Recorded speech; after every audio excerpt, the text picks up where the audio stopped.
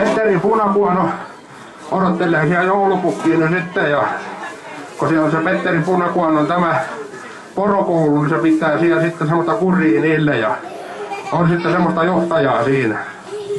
Eli Petteri Punakuono opettaa muita poroja. Aikas kiva. Mulla on ollut semmoinen ihan pienestä asti semmoinen ajatuskysymys mielessä, että mitä se joulupukki itse toivoo joululahjaksi?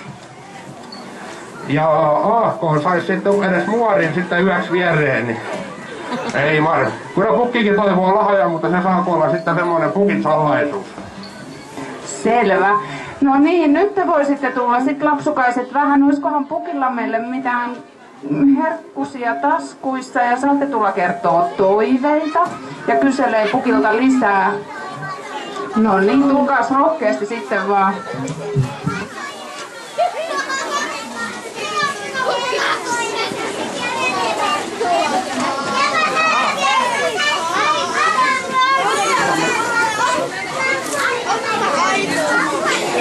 Jaha, no.